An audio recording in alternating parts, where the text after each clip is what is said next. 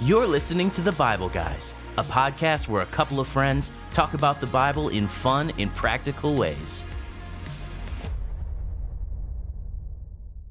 Hey everybody, welcome to The Bible Guys. I'm Chris. And I am Wesley, back again. You can't get rid of me, Chris. No, you cannot. Yeah. And we are glad to have you, Wesley. Yeah, good to be here. It's been really fun, actually, having, just getting to spend time with you. Yeah. And, through these goofy little segments, I get to know you a little bit more. Yes. Jeff is out of town, so Wesley is a part of our church that we both work at, that Jeff and I both work at, in case you're listening out of state or out of country.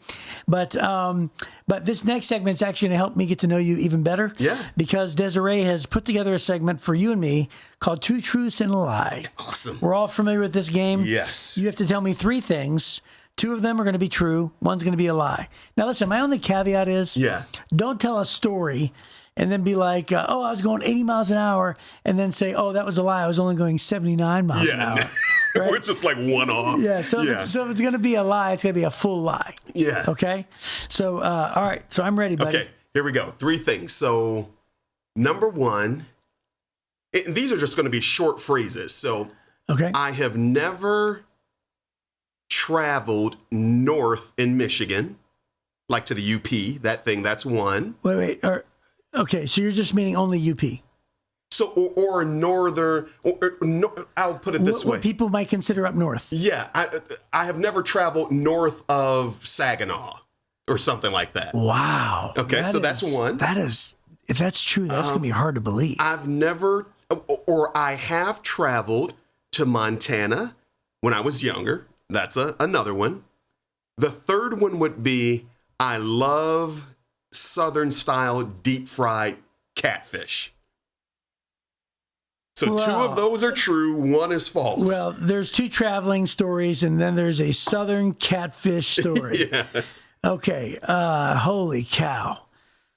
Which one is the lie? Well, I'll tell you. Which two are true? I'll tell you what. You've lived in Michigan, I think. My whole life? Your whole life. So in order for you to not have, up north, for those of you who aren't Michiganders listening to the podcast, I know it sounds crazy to even say north if you live in Michigan, because if you live anywhere else in the United States, they're like, aren't you the most north? Yeah, right? But it goes even further north. Well, and like that, but it's sort of a thing. Michigan is known for its beauty. Yeah. The land up north, northern Michigan, is the best part of Michigan. Yeah, UP, Marquette, all those areas. And so, but who would ever claim that, though? That is so outlandish that I'm going to say that that's true, as hard as that is to believe. I have to believe that you like catfish because that is also outlandish, but I've had Southern fried catfish because I lived in Atlanta for 10 years. Yep. That's where my wife's from. And I would say Georgia. You have to love that because it's a weird thing to point out to hate. Yeah. So I'm going to say you've never been to Montana. That's the lie. Okay, here it is. Drum roll. I am allergic to fish. No way. I am allergic. So. Well, wait a minute. But you didn't say that. You said you love it. Do you love it? But you love it, but you're allergic to it? Oh, maybe I messed that up, but I am allergic. So the fact, did I say I love it or? You said I love it. Yeah, so I don't love it. Okay. So because when I was young, my mom would fry fish. I would literally have to go in the basement because the rising smoke would irritate my eyes and breathing and all that stuff. So yeah, I am a no fish person. Wow. Yeah. So, wow. And then for going up north, I have never been north of probably Midland. That is crazy, dude. Yeah, I have never So here's the thing. We do a fair amount of travel, but whenever we travel, we go out of the state. We don't typically vacation in Michigan. Not normally. Yeah. Right. We normally go into Georgia, where my wife is from, or going to Florida or New York. What about like a little weekend away or something? We'll go to Frankenmuth, maybe. That's north. Frankenmuth. Yeah, it's north. It's north. That's sort of north. So is Port Huron. Yeah. Hey, so is Flint. Yeah. Right? Yeah. So, no, that's the furthest. Well, okay. That is technically not correct. My sister went to Ferris State, which is in Big Rapids. So technically that's north and west. So I don't know where that ranks in terms of Midland, how high that is, but Big Rapids is almost north. Yeah. It's almost up north. Yeah, so I've been to Big Rapids before. Okay, so... and then I have been to Montana when I was like 15, 14, something like that. Okay. Yeah. Well, I got to let you know, I'm going up north. To Midland? No, not to Midland. Actually, up north twice. Oh, wow. In the next 3 weeks. Oh, man. Yeah. So I have a wedding in Big Rapids, which is like north of Traverse City. Yeah. Which is like way up here. Yeah. Right. And then I'm also going to Petoskey. So do you need a passport to go to Petoskey? Yeah, no doubt. No doubt. And I'm going to Petoskey, which is pretty much almost right near there. Yeah. Next weekend, because we have just this. Well, we're going to visit my mother who's sick, my mother-in-law who's sick. Yeah. But then at the end of that, we're going to get away for a couple of days up north, and I got to tell you, that's some of our favorite place ever in the United States. Yeah. My wife would say that I think she would probably say her favorite place to get away in the United States is Petoskey, Michigan. Yeah. Isn't that crazy? Yeah. And you've never been? I have never been. Wow. Yeah, one day I got to make the trek past Midland and show that I'm a true Michigander. Yeah. Yeah, I would encourage you to get away just for a weekend. Yeah. Yeah, we've talked about it like Traverse City, and then I think, is it Holland that has the flower festival thing? Or the lilies, or I don't know what they are. But that's sort of west, though. Yeah. Yeah, so that's slightly north, but it's mostly west. Yeah. But I would say the northern cities, you know what you probably ought to do is do the tunnel of trees when the leaves change. Yeah. Because you've done that before, haven't you? Yeah. Are you kidding me? Yeah. Multiple times. Yeah. And we'll probably do it, again, even though the leaves aren't changed yet, we'll probably still do the tunnel of trees. Yeah. Because it's tremendous. Yeah, and everyone says, you got to do Mackinac Island. How have you not been? Right. I've been to Mackinac Island like 5 times. Yeah.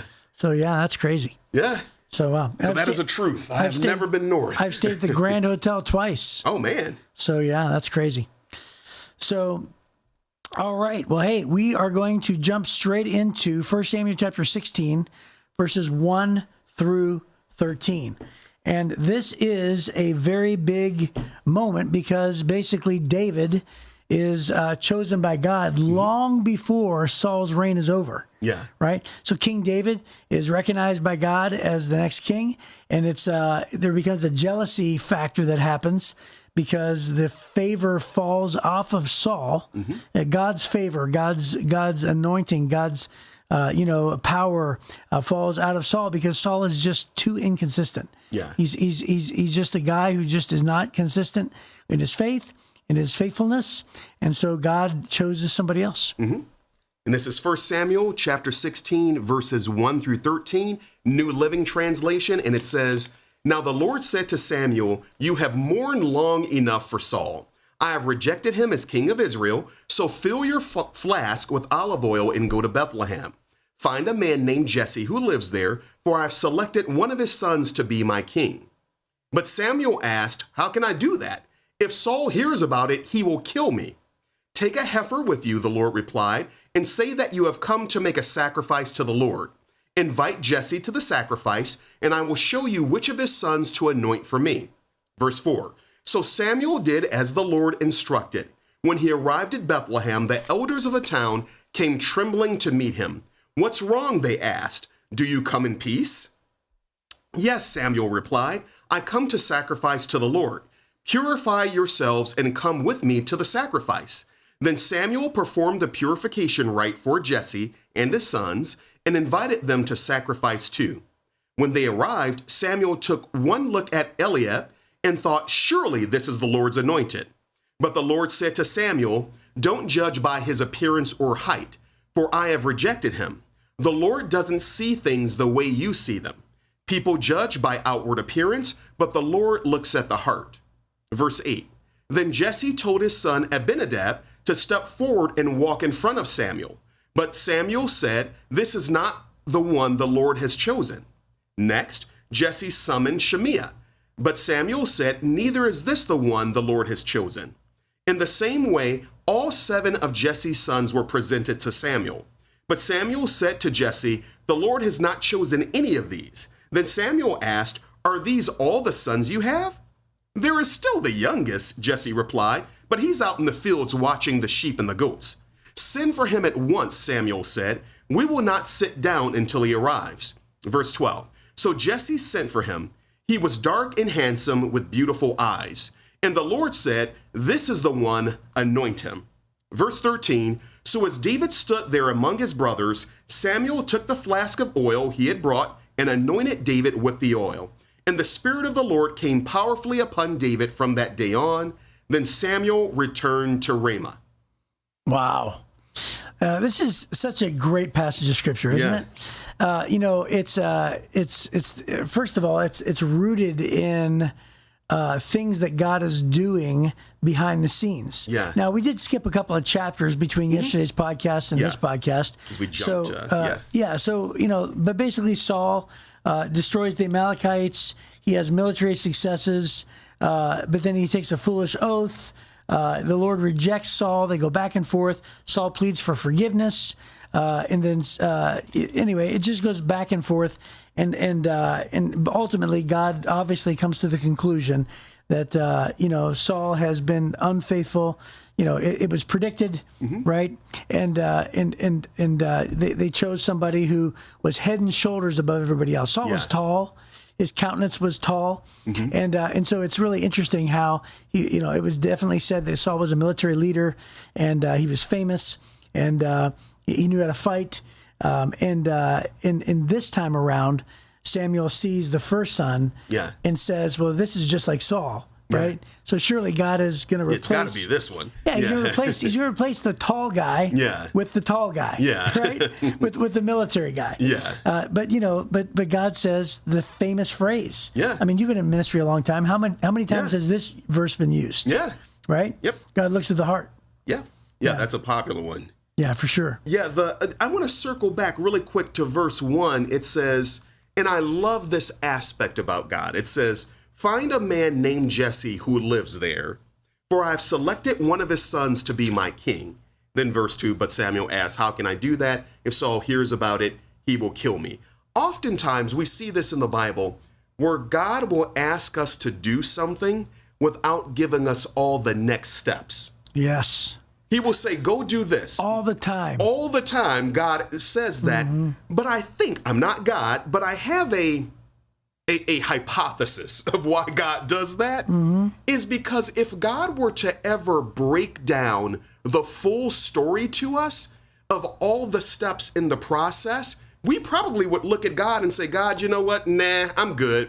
I wanted the blessing, but now that you've revealed everything I'm going to go through, the people that are going to lie on me, the bad things that are going to happen, all the things en route to the blessing, nah, I'm good. Right. And I'm sure you can say that in your own personal life when you look back at the eventual blessing, but what it took to get to the blessing. If God had told you that at square one, you may have said, well, God, I'm not going into ministry. I'm not doing that. I'm not. I can stand or actually sit. I'm sitting. I can sit here in front of you and I can say without a shadow of a doubt in my mind. Even now. Even now. If I had the choice, unless God said I absolutely had to, because I believe that God's will is sort of lateral, right? And I believe that, it's not necessarily like, I would find another way to preach, right? I go on radio. I'd be a traveling evangelist. I would do something else, right? As long as I preached. But even now, if I went back to the very beginning, knowing what I know about ministry, and then saying go into ministry, I'm pretty certain I would probably find a way to barter with God and say, God, I'm not going to do that. Almost like the prayer Jesus had, if this cup can pass. I'm not saying let it pass, but if there's a way. If there's any other way to fulfill your will, can it please be that? Because ministry has just kicked me around and beat me up and spit me out, chewed me up. And I'm telling you what, man, it has been the most brutal, most difficult thing in my life. Now, it has been rewarding. It has been fulfilling. There's blessing. It has been incredibly fulfilling. So I know that even my wife probably is listening to this saying, Chris, what are you saying? What are you saying right now? And I'm not saying I wouldn't do what I felt like God wants me to do. That's not what I'm saying. I would say that I would go to God and say, give me another path to preach your word. Yeah. Give me another way to speak to the masses. Give me another way to proclaim, and help people, lead people, counsel people, direct people. Yeah, like comes with less bumps and bruises. Right. That's all I'm saying. Yeah. Because I'm saying that I agree with you.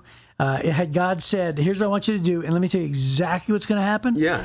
I would say, you know what? No, thanks. Yeah. And I think that's helpful for us to remember, because there are some people, I'm going to call them the checklist people, yes. the calendar people. You like everything in alignment. You want to know all the steps. You want to know how it's going to happen. And if that doesn't happen this way, what's the backup plan of that? We want to know all the ins and outs. And God is just saying, do step one. You know what this reminds me of? Yeah. Remember Mr. Miyagi? Oh, yeah. From the Karate Kid? Oh, for sure I do. The Karate Kid wanted to know how to karate chop, backflip, all that stuff. And Mr. Miyagi said, you're going to go take this rag. I think it was a rag or a sponge. Yeah. Wipe on, wipe off. Wax on. Oh, That's the only thing I want you to focus on. I'm not giving you all the next steps right now. Right. I'm giving you this one thing to do. And once you have done that well, then we'll move to step two.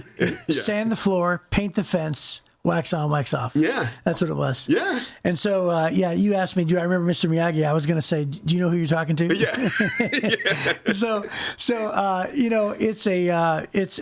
It's a great thing to understand. You said, this reminds me of, I was actually thinking of a biblical story. One of my favorite biblical stories that demonstrates this is one of the greatest miracles ever, which is the parting of the Red Sea. Yeah. Because the instruction that God gave Moses is, he's getting chased by chariots, by horses. Everybody thinks they're going to die. Mm-hmm. And God gives instructions to Moses, and here's the instructions. He goes, okay. God says, I have a plan. Yeah. He goes, here's what you're going to do. You're going to run over to the beach, to the side of where the water meets the ocean, between these two cities, and then the Israelites or the army is going to think that you have nowhere to go and that you're trapped. Okay, ready? Break. Yeah. And God doesn't say anything else. Word. God doesn't say another word. Yeah. He doesn't say, okay, and then I'm going to give you a way to escape. Yeah. I'm going to part the Red Sea. Moses probably thought to himself, I don't even know where the option is here, right? Because God's plan is to run and trap myself. Yeah. Ready, go, break, and ready, go.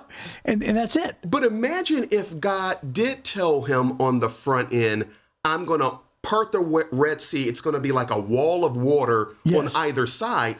He might have run the opposite direction. Right. I'm not running in between that, you know. Right. Or that's too hard to believe. Yeah, right? there's no way that can happen. Yeah. But Moses at this point had seen all the plagues. Yeah. And he knew immediately, right? He was the burning bush guy.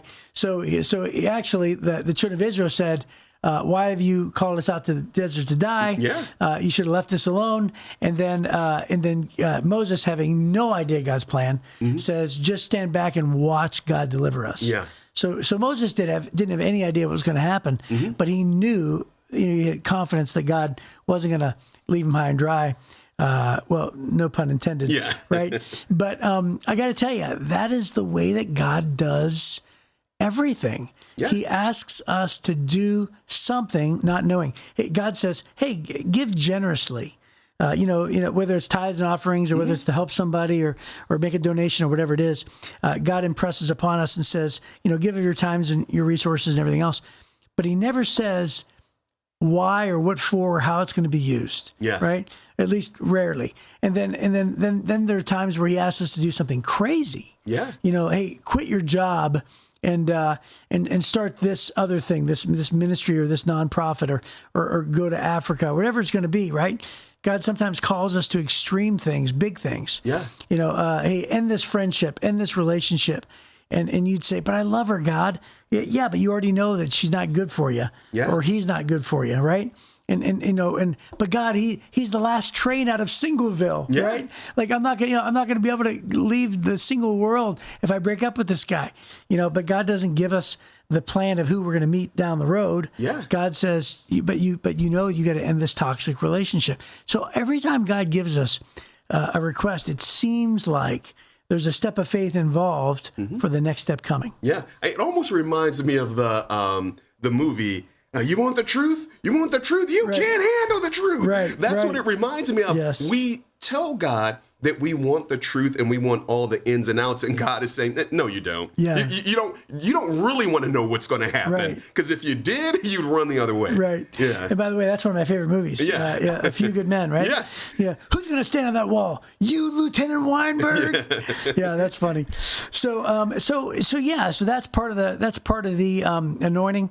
And then, of course, we already sort of touched on it, but, the idea that he says, for God looks at other people the way that nobody else does. God looks at the heart, not at the outward appearance. And for our listeners, Chris, really quick, I know we're running short on time. What would you say that means to you?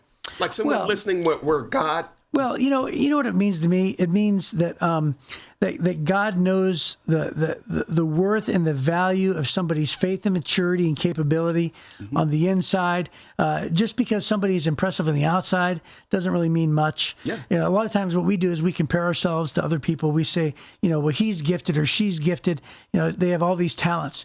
But you have character. Yeah. You have faithfulness. You have the ability to influence others. You have the ability to win others over. You have all these intangible qualities that God deems as so worthy. And just because, you may not be as pretty or as handsome or as talented or as gifted or as rich or anything on the outside or as tall or as good looking, that doesn't mean anything. Right? Yeah. God doesn't judge your worthiness based on the outward things like mankind does. Yeah. Right? It's not the red carpet people that God favors. Yeah. Right? It's the faithful people. Mm-hmm. And then also I would just say it's just another reminder for us that let me just say it this way. I've always said, even to the faithful Christian who on the outside seems to be faithful, they have a church attendance, they may even be an elder or a deacon or a trustee, or they may be an associate or maybe even a staff member, right? And on the outside, you may say, wow, they've got their stuff together.